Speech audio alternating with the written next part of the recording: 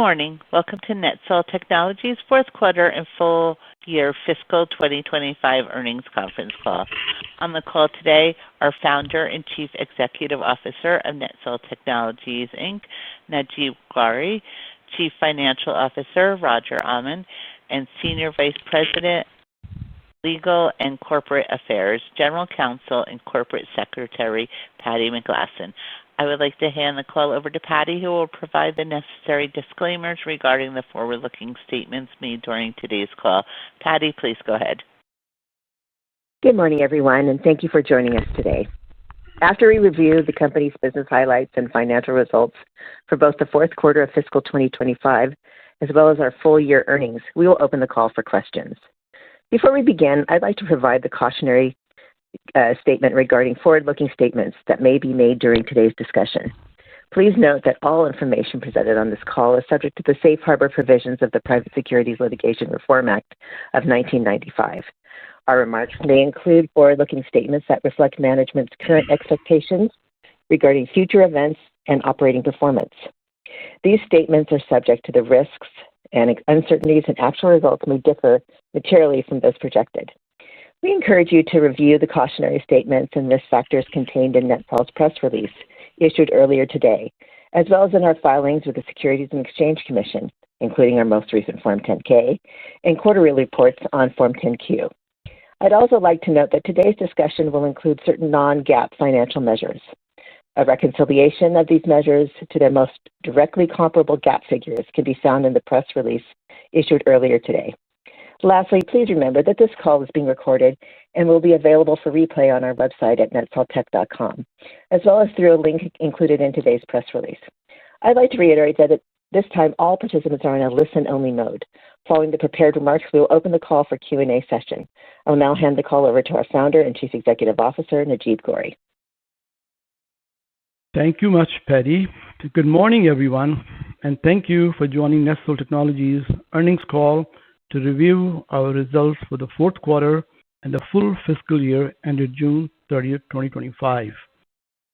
We appreciate your continued interest and support in NetSol as we remain focused on delivering long-term value, strengthening our core offerings through our unified AI-powered Transcend platform, and expanding our presence in key global markets. Today, I'll provide a brief overview of important developments that have taken place over the fiscal year, which reflect our strategic progress and operational highlights. And then I'll hand it over to our CFO, Roger Almond, who will walk us through our financial performance for both the fourth quarter and the full fiscal year in greater detail. After that, we will open the call for your questions. Fiscal 2025 was a pivotal year for NetSol. We made strong progress across our subscription and services segments, areas that form the foundation of our long-term growth strategy. Our strategy of migrating our existing customer base and new customers from a licensed revenue model to a recurring revenue model continues to accelerate. This reflects the trust that our people and products have garnered within our core industries. We also advanced modernization efforts around our platform, made targeted investments in AI and automation capabilities. We remain committed to optimizing our operational efficiency and maintaining a disciplined cost structure, all while keeping innovation, customer satisfaction, and shareholder value creation at the core of our mission. Over the course of the year, we secured significant contract wins across various regions, further solidifying our reputation as a trusted technology partner in the global asset finance and leasing industry, alongside the digital automotive retail space. In addition, we successfully delivered multiple high-impact go-lives, showcasing our capability to implement complex solutions with efficiency and precision. Further, we also enhanced our leadership bench with key senior level appointments, adding further depth to our organization. These developments, coupled with broader progress and continued innovation, have positioned us well for sustained growth in the year ahead. I'll start by discussing our product ecosystem enhancements. Over the past year, we have made substantial progress in strengthening and expanding our product and service portfolio.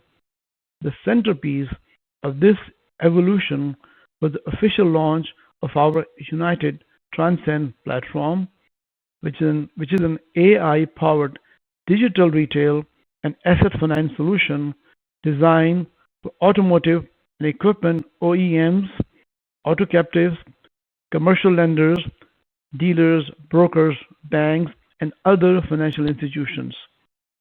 Today, NetSol's Transcend platform revolutionizes how assets are sold, financed, and leased. In line with this vision, we launched Transcend AI Labs, our dedicated innovation hub focused on AI-first enhancements, automation, and strategic consulting. This initiative underscores our focus to leading the market through advanced technology and continuous R&D investment. To drive this forward, we have brought in new leadership for our artificial intelligence division, bringing deep expertise to our AI initiatives. Our Transcend marketplace continues to gain traction with modular API-first products such as Flex, Talk, and Link, delivering real-world impact in the United Kingdom and beyond. These developments reinforce our position as a progressive technology leader in the asset retail, finance, and leasing space. Our go-to-market strategy is gaining momentum globally, with several high-value wins and deployments that validate the strength of our technology solutions and commercial strategies. We secured a $16 million 5-year contract with a major U.S. automaker to transform its dealership operations with our Transcend retail platform, representing a major milestone for NetSol in North America. We also continue to deepen relationships with long-standing partners. A major Chinese automotive finance company upgraded to Transcend Finance as part of a multi-million-dollar deal involving the migration of over 3 million contracts, one of the largest volumes we have handled to date. In Australia, a leading Japanese equipment finance company went live with Transcend Finance following a multi-million-dollar contract. We also made strategic progress in Europe with our first-ever deployment in the Netherlands as our Transcend Finance platform went live for Hilterman. Further, we also signed a deal with Sinbad Management SPC in Oman, making our official entry into the Middle East. We are seeing clear signals that the market is continuing to respond positively to our proven state-of-the-art technology with our modular products and AI investments. We remain focused on driving sustainable growth through operational efficiency and financial discipline. Our continued investment in AI, particularly through Transcend AI Labs, is already helping us unlock greater productivity and scalability without the need to significantly expand headcount. We are seeing meaningful improvements in recurring SaaS revenue, and our revenue per employee continues to trend upwards, reflecting better utilization of internal resources and scalability of our offerings. We also strengthened our leadership team this year with strategic hires and appointments that will help guide our long-term vision. Notably, Richard Howard, a seasoned executive with decades of experience at Daimler and Mercedes-Benz in both the OEM and financial services side of the business, joined as an advisory board member and is actively contributing to a North American growth strategy. We also appointed Ian Smith to our board of directors.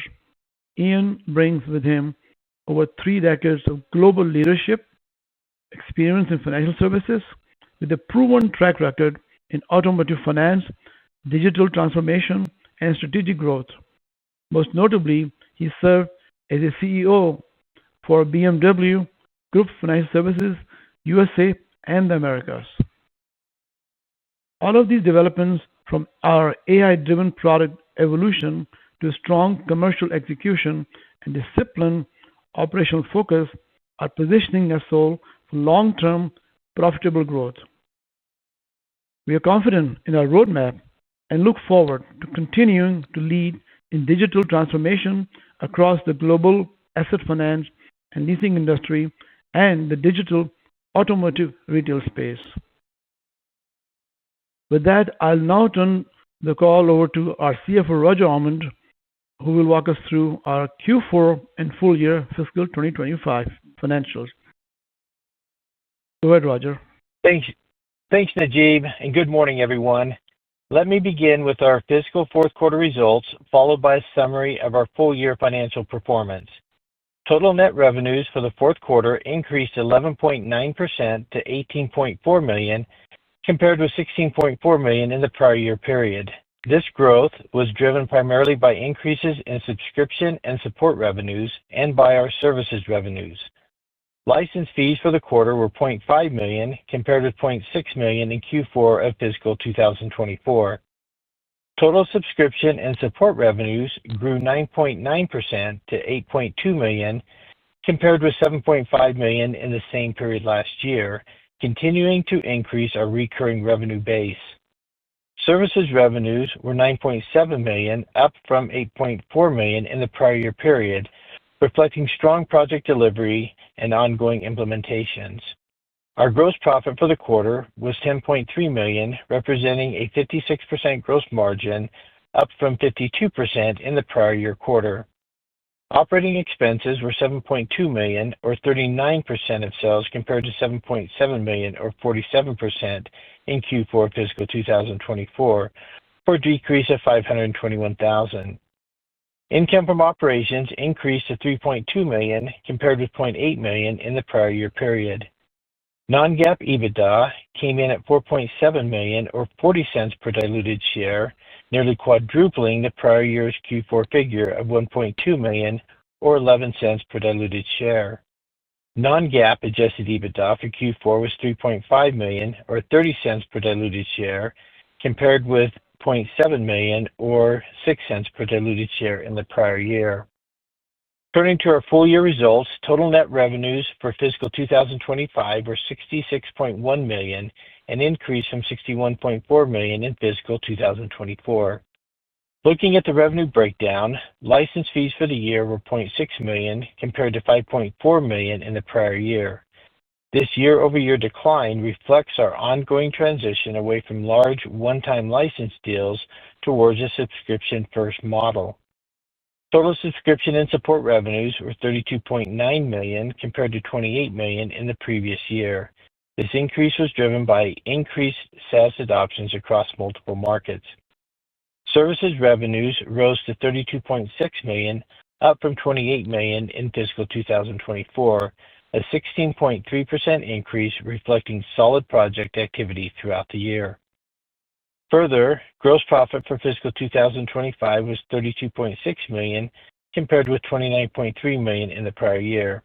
This improvement is due to the increase in revenues year over year, offset by an increase in our cost of revenues.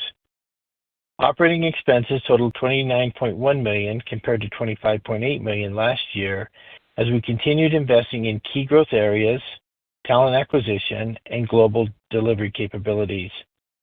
Income from operations for the year was $3.5 million, consistent with $3.5 million in the previous year. At fiscal year end, our cash equivalents stood at $17.4 million, reflecting our continued discipline in managing working capital and operational costs. Our balance sheet remains strong, and we believe we are well positioned to support both organic growth and future strategic opportunities. I'd like to now hand the call back over to Najeeb. Najeeb? Thank you, Roger. To summarize, we closed fiscal 2025 with solid momentum, particularly in our recurring revenue segments, and continued to make progress in executing our long-term strategic vision. Looking ahead, we remain focused on expanding our SaaS offering globally, deepening customer relationships through value-added services and innovation, and improving overall operating leverage as we scale. As always, I want to thank our global workforce for over 1,750 people across our regional offices worldwide for their dedication and hard work, our customers for their trust, and our shareholders for their continued support. We believe the fundamentals of our business remain strong, and we are optimistic about the opportunities ahead of fiscal 2026 and beyond. With that, we now like to open the call for questions. Operator? Thank you. We would now like to conduct a question and answer session. If you would like to ask a question, please press star one on your telephone keypad. A confirmation tone will indicate your line is in the question queue. You may press star two if you would like to remove your question from the queue. For participants using speaker equipment, it may be necessary to pick up your handset before pressing the star keys. One moment while we pull for questions.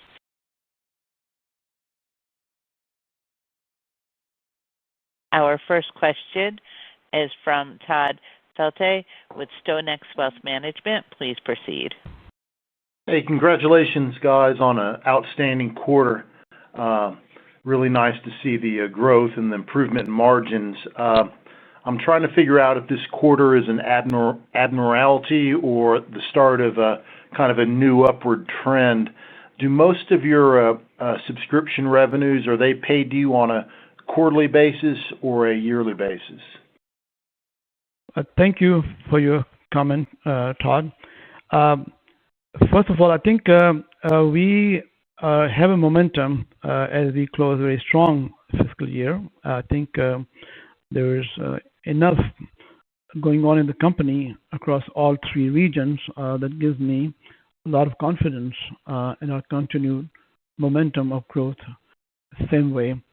Also, the subscription model, I think, Roger, you want to handle that because I think it's a quarterly pretty much, but it's a good trajectory that we are into growth side of the SaaS model, and eventually, as you see from the report, that we have done very well from the last year, almost $32 million or something on the SaaS revenue, which shows pretty strong, I think, direction for the company, because that is exactly what we want to see, a subscription revenue grow faster than even license revenue, because pretty much we're into more subscription than the license model. So we're pretty optimistic about this continued journey. Yeah, so Todd, to answer your question, we see some annual, some quarterly, and some monthly. And so it's across the board depending on the contract we have and the customer. So, cash will come in, like I say, and on some contracts will be annually. Some are set up to where they pay quarterly, and then we have some subscription revenue that's coming in monthly. Okay, that's helpful. And finally, I was hoping you could enlighten us a little bit on your sales cycle. I know we've seen some very large contracts recently with some Chinese companies and an Australian company. From the time you announce these contracts, how long is it until your Transcend AI becomes operational and you start receiving revenue from those contracts? And is there any upfront fees that they pay you? Well, I think it's a good question. First of all, the sales cycle is lengthened as always, but on the Transcend Finance, pretty much ready in our development engine in Lahore, Pakistan. So whenever we sign a contract. For example, the one we just recently announced in Australia, the team working behind the scene, a lot of work gets done before we even sign the contract ahead of time so that the team is in place, the timeline is in place, and whatever it takes to make sure that we meet the agreed contract time with the customer and go live and then continue to not only generate revenue, but also see the momentum of getting excitement within the company to getting new contracts, particularly if it's a more SaaS driven. So I think it's a pretty good approach in the company. Hello? Yes. Yeah, somebody? Yeah. I think we have a pretty good system in the company so that we continue to deliver on time. Okay, and last question, are you guys willing to give any guidance going forward for the next year? Thank you. I think we like to always update the guidance in the second quarter so we have better clarity. Although we have larger revenue in mind, I believe we will continue the growth momentum that we have seen in this fiscal year. And companies, we know exactly what we want to achieve in the whole fiscal 2026, but it's better that we share the specific guidance, if not in the first of the second quarter. Thank you very much. Thank you, Todd. As a reminder, it is star one on your telephone keypad. If you would like to ask a question, we will pause for a brief moment to pull for final questions. With no further questions, I would like to turn the conference back over to Najeeb for closing remarks. Thank you again for joining today's call and for your continued interest in NetSol. We look forward to updating you on our progress in the quarters ahead. Stay safe and take care. Have a good day. Thank you. This will conclude today's conference. You may disconnect at this time, and thank you for your participation. Thank you, operator, for your assistance. Have a good day.